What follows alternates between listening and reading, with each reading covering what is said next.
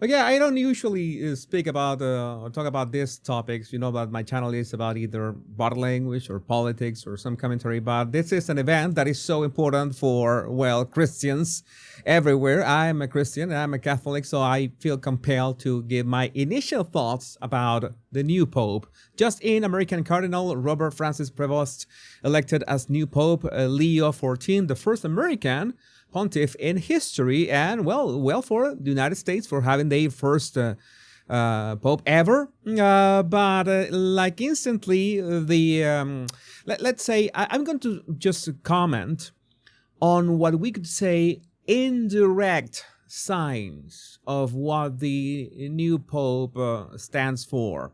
As long as we don't see him in action, okay, doing actual stuff, we really cannot know what he stands for. The problem is that he's got a Twitter account, and on his Twitter account he already has some let's say opinions that are a bit concerning. I mean, I'm going to for example, Joshua Lysak, the new pope's last retweet is to spread the Maryland man hoax and falsely accuse Donald Trump and Nayib Bukele.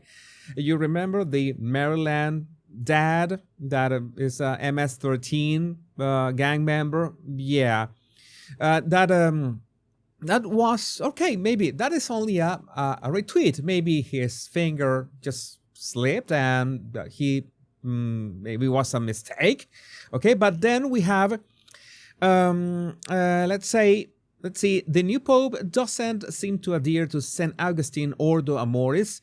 You know, remember that Vance had this kind of skirmish with social media, with the internet, some people on the internet, in which Ordo Amoris is basically that it makes sense to love first your family and, you know, the extended circle. It's not like you are going to love some Abrodian who has just arrived illegally on a raft the same as your own son or daughter. That doesn't make sense. And if you want to push that on me, well, some people have told me, oh, Jesus, and then you're not a true Christian. Then I guess I'm not a true Christian.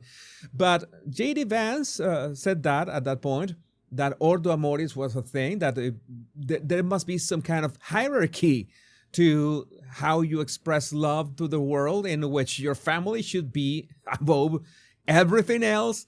And well, Robert Prevost actually tweeted an article in which it exposes J.D. Vance is wrong. Jesus doesn't ask us to rank our love for others. He did not write that article, but this is an endorsement. This is an endorsement of what the article says, which is essentially, yeah, whatever Abrodian arrives on your shores in a raft from another country illegally, you should love that guy exactly the same as your daughters, as your son. You know the whole thing that doesn't make sense. Again, I'm a Christian, I'm a Catholic, and no, I don't go with that. Your mileage may vary, I'm sure, depending on what you believe. Cernovich, sorry Catholics, this new pope is an open borders globalist. Yes, he is. Or at least that's what his Twitter account says. Is like Megyn Kelly was saying, okay, perhaps maybe we are jumping into conclusions, and maybe this guy is like someone else, like an intern was, you know, using his Twitter account. Maybe he was not in charge of his Twitter account. It could make sense, although I took a look at his Twitter account, and it absolutely looks like he was in charge of Ed, because it really looked like Ed. Anyway, what? No, is this? Oh yeah, see, they mentioned in the same that they were mentioned before. Of course, all the libtards are just happy with this guy, including Harry Season. You see, they are this. There's some memes. I think that I have seen another one in here. The new pope is pro-immigration, believes America is plagued by racism.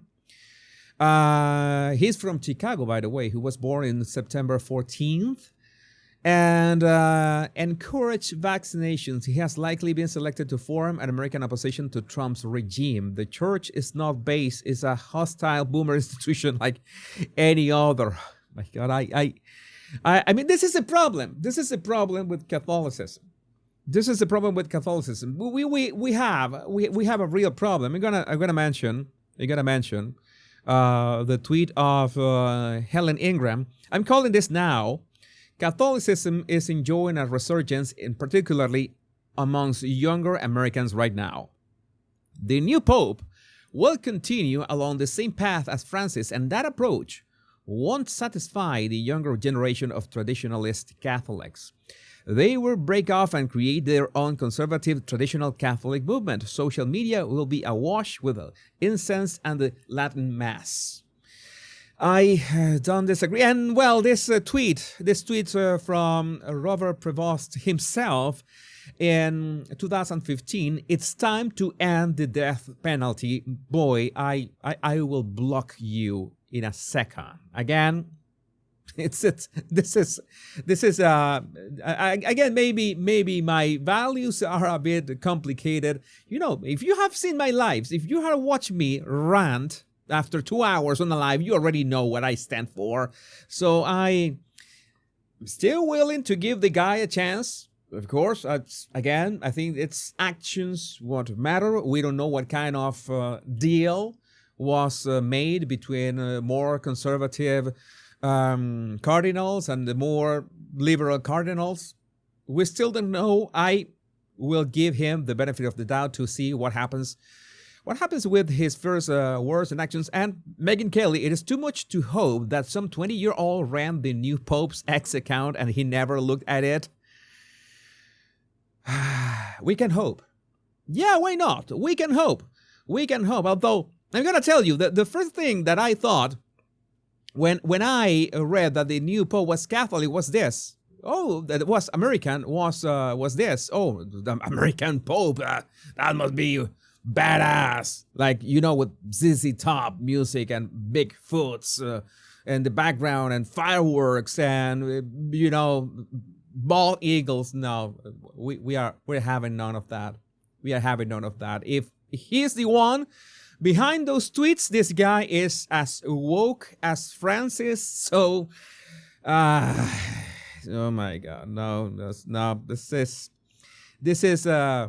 Sadly, this is not the thing that we that most of us expected. Why this is glitching here?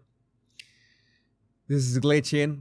Let me see what else. If there is anything, yeah, we wanted Robert Sarah. We knew that we were not going to get Robert Sarah or Pete Zabala. No. That's it was way too much. It was way too much. Of course, there were memes. Judge Boasberg has issued a temporary restraining order against the Vatican, prohibiting them from naming a new pope. That would have helped. That would have helped in this case. Where was that judge when you need him the most? Why did he disappear this time? But again, well, let's hope that something good happens to this one thing. Okay, he is registered as a Republican. I don't know if this is for real. And just another tweet. Before we leave, there's another tweet that you should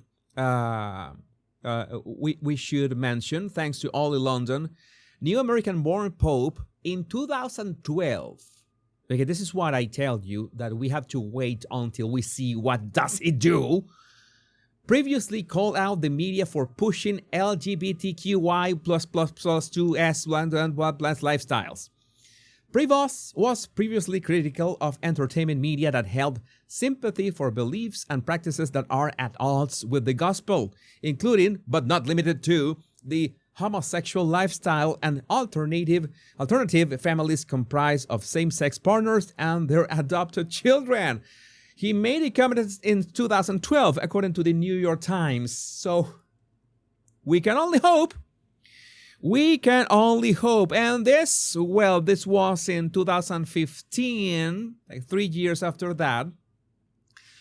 Why Donald Trump's anti-immigrant rhetoric is so problematic. You know, remember Trump in Trump's first campaign back in 2015? Well, he actually retweeted an article by Cardinal Dolan, why Donald Trump's anti-immigrant rhetoric is so problematic. So we know that since 10 years ago at least, the guy is pro-immigration. And we know how that unfettered immigration, what that is doing to our world right now. So, well, yes, it seems that we're having a Pope Francis Part 2. Again, let's wait until he does or says something, actually. So we will be able to judge him by his actions and not by his Twitter account. That's fair, right? Let me know what you think about this in the comments. My name is Jesus Enrique Rosas. I'm the Body Language Guy. Much love and bliss.